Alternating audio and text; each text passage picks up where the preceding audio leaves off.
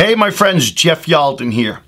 Oftentimes, I'm asked what my opinion is on the wildly popular Netflix TV series, 13 Reasons Why. And so, my friends, I'd like to welcome you and share with you my thoughts. Thanks for watching. So, the wildly popular Netflix series, 13 Reasons Why. This show has captured the attention of youth all over the world and has created many discussions amongst teens, families, and schools about teen issues such as suicide, suicide prevention, mental health, bullying, sexual assault, and so much more. But the show has also raised many of red flags by mental health professionals and advocacy groups and suicide prevention experts about whether the series presents risks to viewers because of how the show addresses some of the important and complicated issues that youth are facing today. So the response to season 1, well, is very alarming and caused the producers and the executives at Netflix to make some changes. And they did. However, is it enough of a message for viewers that might be struggling to want to reach out and ask for help when they're triggered watching or binge watching like many of them do? 13 Reasons Why. In my professional and personal opinion, I don't think so. Season 2 has now been released and many teens are going back to watch season 1 again and then on to season 2. And so I want to strongly encourage parents, educators, coaches, all trusted adults to understand the severity of the show and the emotional stress that it could take on our teens. The show focuses on a high school student, Clay Jensen, and his friend Hannah Baker. Hannah died by suicide after experiencing a series of painful events involving friends, leading to a downward spiral of her mental health and her identity. The show is very real, my friends. It's in your face. And it takes an honest look at the issues that our youth are facing today. And season 2 picks up in the aftermath of Hannah's death and the start of our character's complicated journey towards healing and recovery. Clay and his classmates uncover a secret surrounding Hannah's death, and they conspire to cover it up. In my opinion, here are some points that I'd like to offer, giving you my opinion. For viewers that might be living with mental illness, whether it be depression or an anxiety disorder, maybe you're at risk or vulnerable to suicide, sexual assault, or bullying, I strongly encourage families to make a decision about whether or not to watch the show 13 Reasons Why, because of the triggering impact that it might have on vulnerable viewers. The storylines are upsetting and graphic and can result in a young person needing additional monitoring, support, and/or treatment. I recommend using the show's rating, TV Mature, as a resource of guidance about the intensity of the content. If your teens do watch the show, and I'm sure they do, please make a strong effort to watch the show yourself and have open conversation with your teens about the show. Doing this, and you can easily monitor the impact the show has on your child. And it also gives you an opportunity to have discussion after each episode and to ensure that they are comfortable enough to continue watching the show. And I'd also like to encourage you to watch the additional video resources that Netflix has now made available, in which the actors and the experts discuss several of the issues portrayed in the show. Well done, Netflix. Thank you. In the event you are not able to watch the show together, ask your teen about their thoughts, their reactions, and their feelings about the show and the content. And check with them often, because it can take days to process the content, and they are likely having these discussions with their friends. Yeah, this is another opportunity to let them know that they can always come to you with questions, concerns, or worries about themselves or any of their friends who might be triggered by the show's content. And I encourage you to let them know that you are there to listen and offer advice if they want it. Don't judge. Validate their thoughts and emotions and just listen. Make a point to reassure your teen that the show is fiction and that fiction and reality, it's not the same thing. You see, some might believe that what they have seen on television is or feels like reality. But it's important that you help them understand what is and is not reality, and that the outcomes from the series do not have to be their outcomes.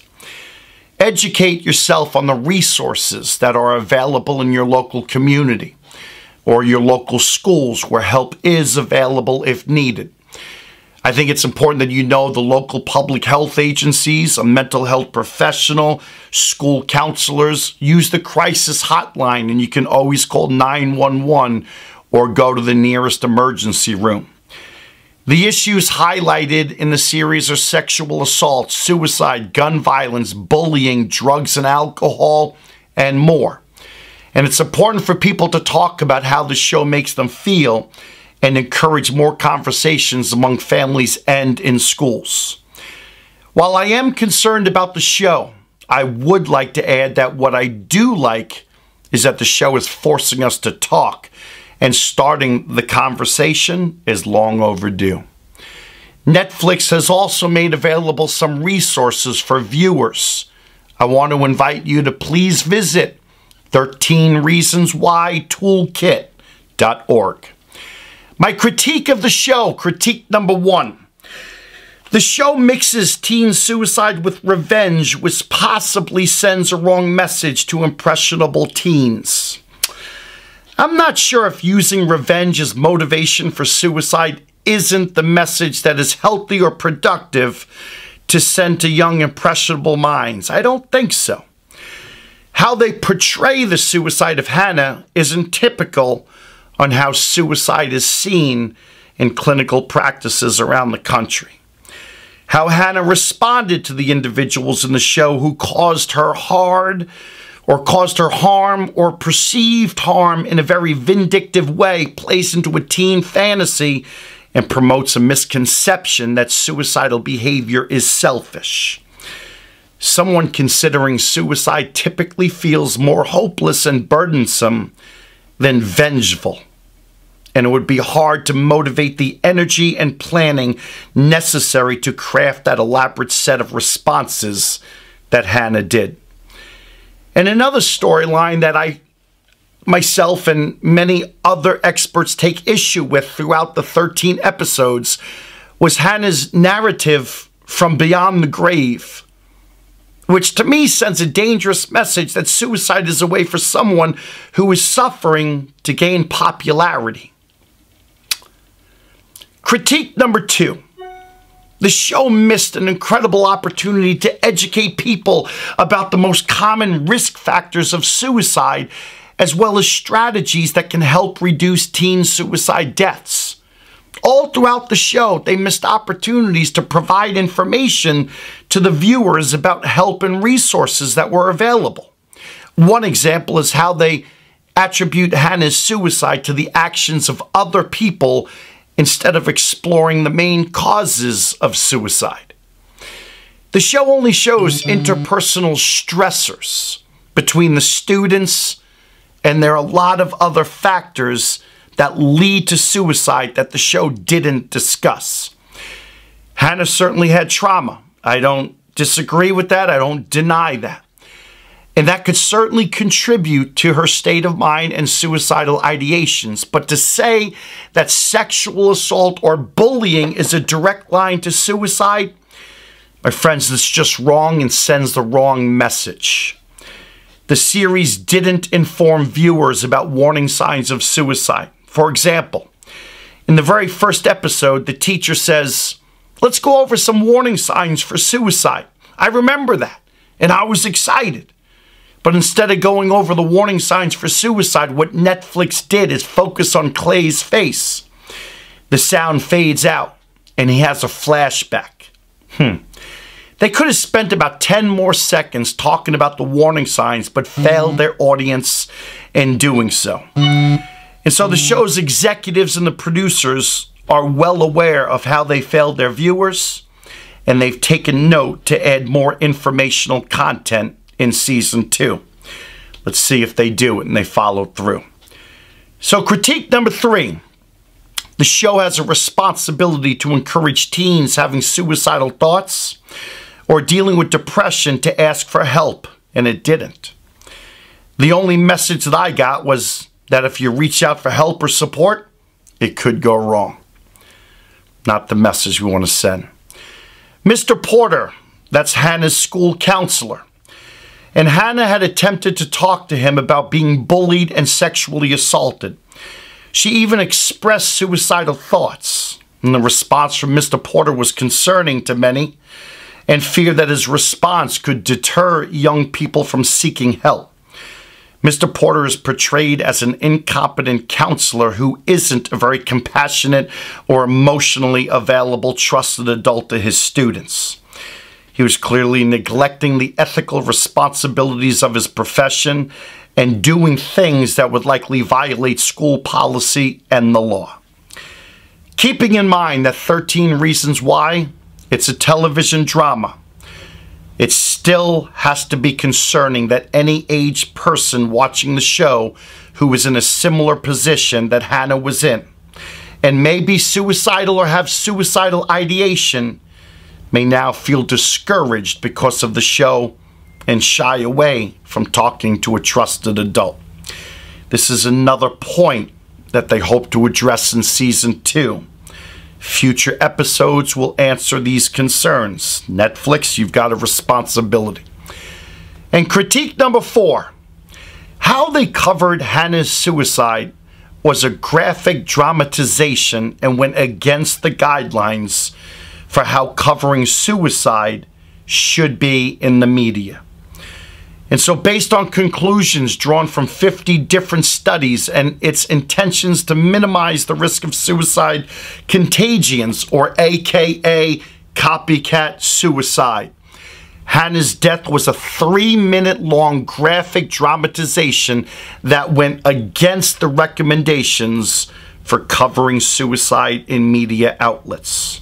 Also, research was published by JAMA Internal Medicine showing a spike in Google queries for suicide-related searches in the 19 days after the show's release, including a 26% rise in searches for how to commit suicide.